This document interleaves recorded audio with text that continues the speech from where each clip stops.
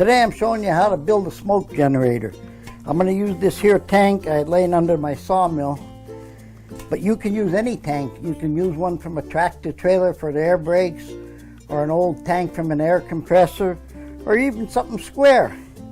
First thing we're going to do is mark the top here, and we're going to cut this end off and use that to make our door.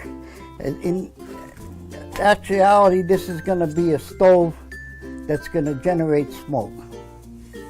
Okay, so the first thing we want to do is cut this off. So I'm going to get a flower pot, but you can use a piece of cut-off pipe or a cardboard tube, like for pouring concrete. Whatever you can get, that you can set it in and level it up. This is a little egg shape, so I put a little bit of paper towels on both ends so I can get it to sit up straight. So you put a level on this to get it nice and square. And we're going to use a surface gauge, but you could get away with just a block of wood with a hole drilled in it for your magic marker to mark it.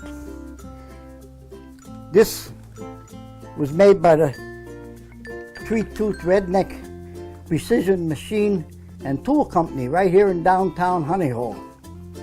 And this even has a micro adjustment on here that we can, as you turn this, it tilts it back or forth to get the exact level we want. And then we can lock it right here.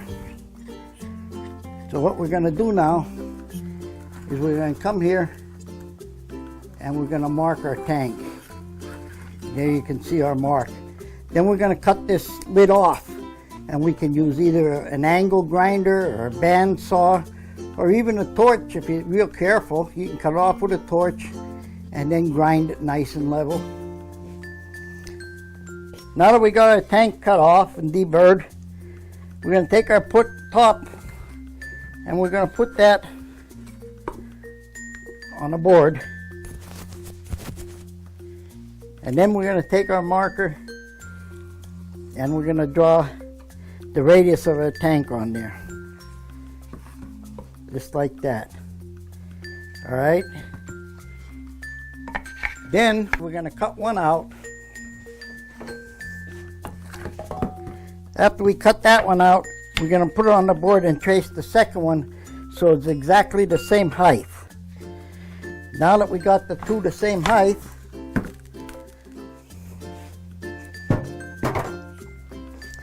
we're going to set the tank up on there.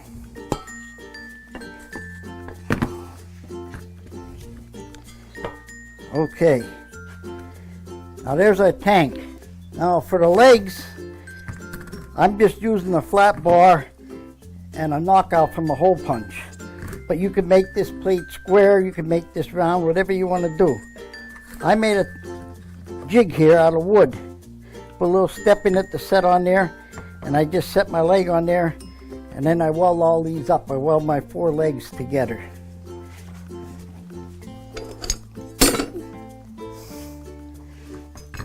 Like so.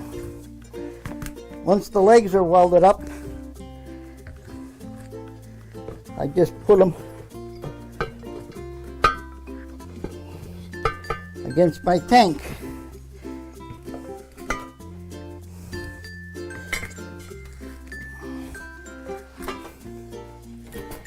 Put them against my tank, like so. All right. That gives me my tank with my feet on it. Okay, there's our tank with our feet. I had already drilled a hole in it, and I welded a 3-inch pipe on there. That's where our smoke's gonna go out. Next thing we gotta do is make a backup strip. So what I do for this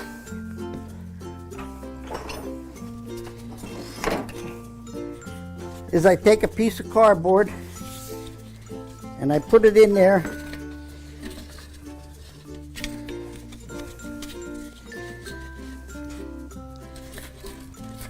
And I bend it around till I got what I need there.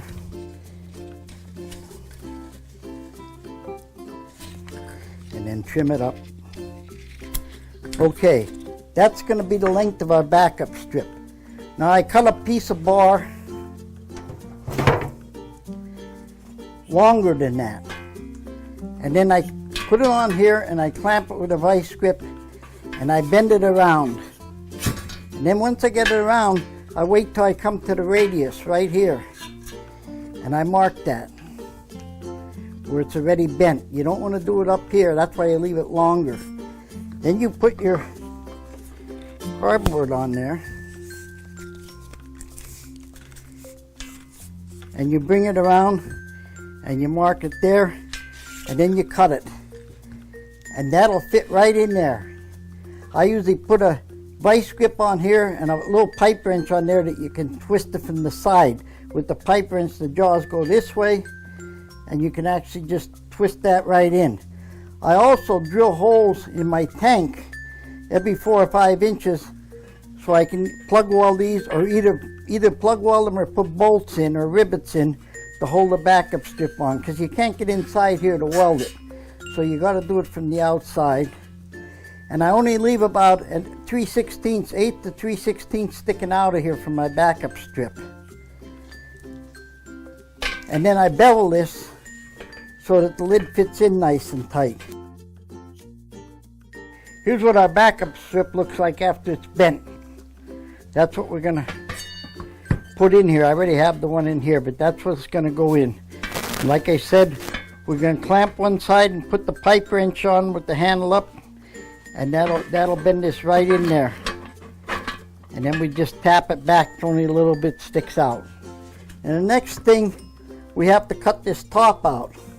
We can either saw that out, or I can put a plug in here with a hole in it and use a hole saw. I turn it upside down, put that in a vise, and take a hole saw and I drill that right out with a hole saw. There's our lid cut out.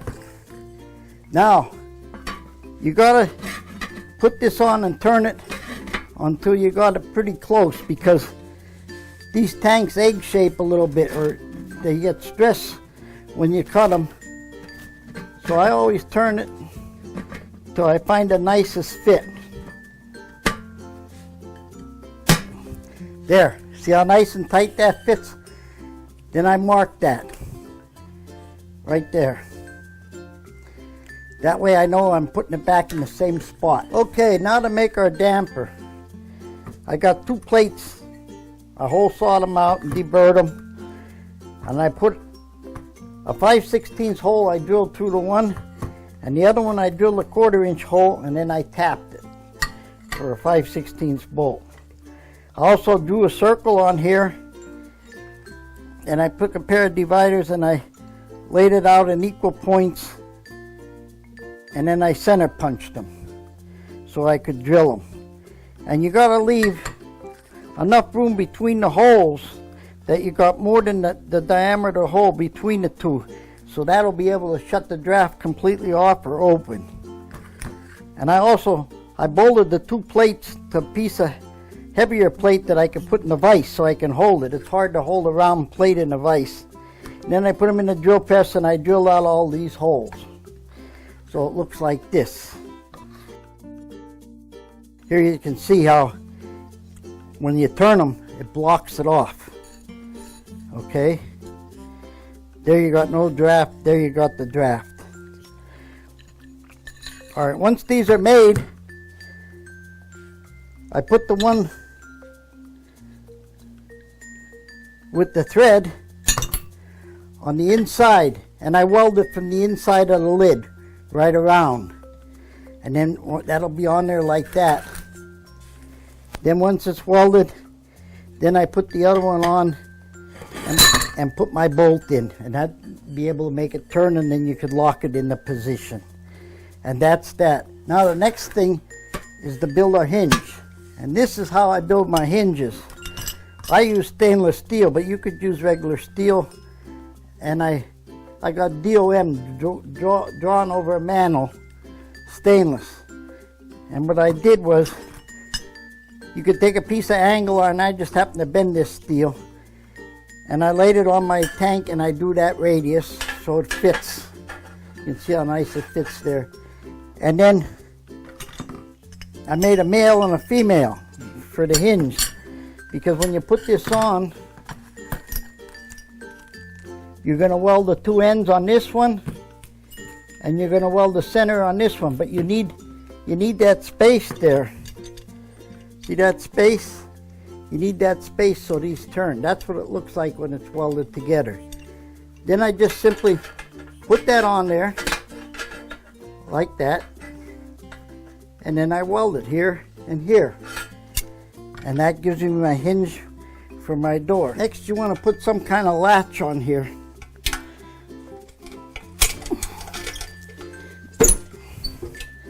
See how nice that door works? And you see how with that backup strip you can slam it nice and tight. It makes it airtight. Now this one I put a heating element in. See the heating element I got in there? Now you don't need a heating element. You could actually use it like a stove and just build a fire in there.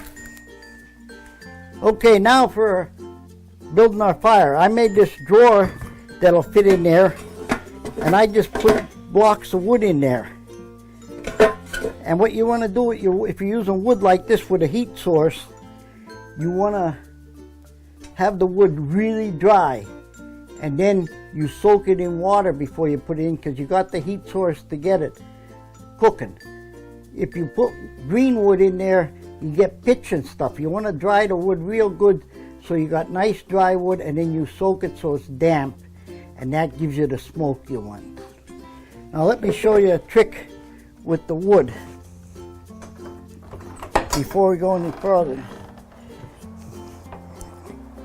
Okay, here's how I make my wood for in this smoke generator. This is cherry, and you can see how nice and dry it is. And I cut it small enough that I can put it in a gallon jug. And I fill up the gallon jug with the wood, and then I fill it up with hot water, and I leave it sit for an hour or so, and that really soaks good in the wood. Then I just take a pair of scissors and cut the lid off, and my wood's soaked, ready to go in here. And that's the way I do it with this.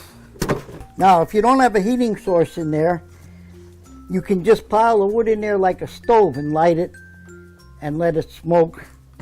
Or you can make a tray like this out of segment, and like a little basket. You could put your wood in there and light a fire, and the air will go up to the bottom and make it burn nice and smooth. Or you can put regular sawdust in here. If you put sawdust in here, you only light one corner with a torch, and then it smolders and it keeps burning right through the whole thing, but it'll burn an hour or hour and a half before you have to fill it back up.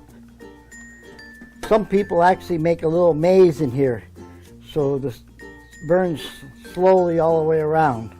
You can do it either way. It's up to you, your preference. Then on this stovepipe,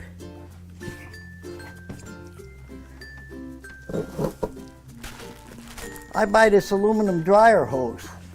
This aluminum dryer hose is 3-inch, and I put another pipe like this on a plate that I can bolt to my smokehouse. This will stretch out 20 feet, and you put one end on here and the other end on your smokehouse. You can keep it 20 feet away from your smokehouse, so you're getting the smoke but you're not getting the heat, especially like if you want to do cheese and stuff. You want to cold smoke it, or Tyrolean sausage. You don't want no heat, not like Polish kibasi where you got to get it up to temperature where you're actually cooking the meat to kill the bacteria in the pork. Well, that's how we built our smoke generator. Now we're going to put our cheese in our smokehouse, and we're going to fire up our smoke generator. I put a thermometer in one of these blocks.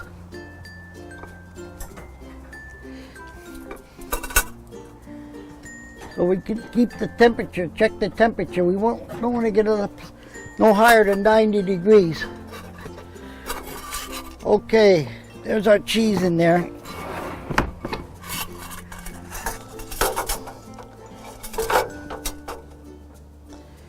Now we're going to put our wet wood that we soaked in our smoke generator.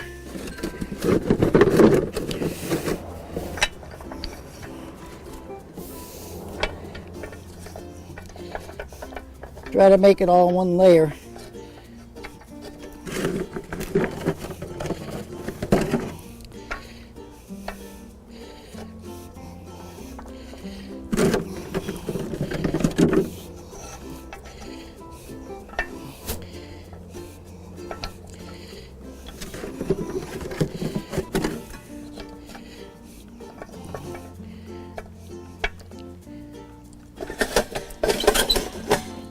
Okay, our wood's in.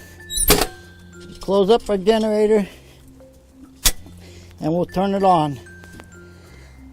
Now we're gonna wait for the smoke to start getting in the smokehouse, and then we'll leave it in there for about 3.5 hours.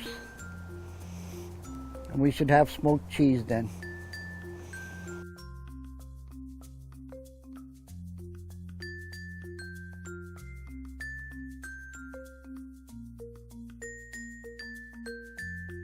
We've been smoking about 3.5 hours now, and the smoke generator is just about done producing smoke. So now we're going to open up our smokehouse and take our cheese out.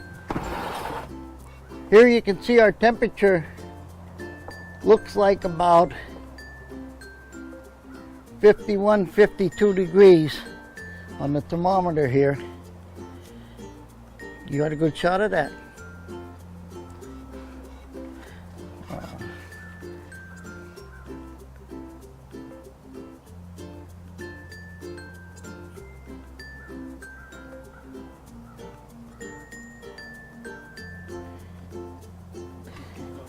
All right, we're going to take our cheese out. Now the temperature outside here is about 32 degrees. You can still see the ice on the water here.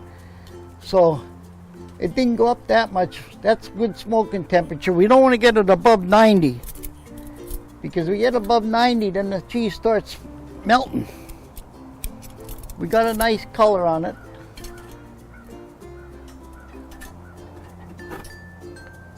My wife don't like it too over smoked.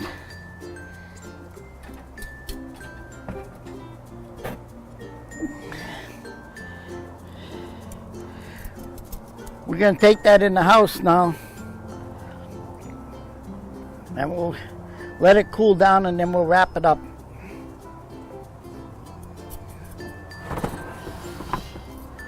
Okay, now that our cheese is smoked, we're going to leave it rest here on the table for about a half an hour, so it's not sweating or anything. Nice and dry. You can see the nice color. I don't like to smoke it too hard because then it gets a crust on it. This is just fine. Now I'm going to leave it sit a little bit, and then I'm going to individually wrap these in saran wrap, and I'm going to put them in the refrigerator for about a week, because if they sit in the refrigerator, that smoke's going to go to them even farther. In about another week, these are going to be really fantastic. And there you have it. That's how we smoke our cheese. You got to remember, you don't want to get this above 90 degrees. Keep it at 50 to 60 is perfect. Gets too warm, the cheese will start melting. Thank you for watching our video, and watch for us on Redneck.Life for upcoming adventures. Thank you.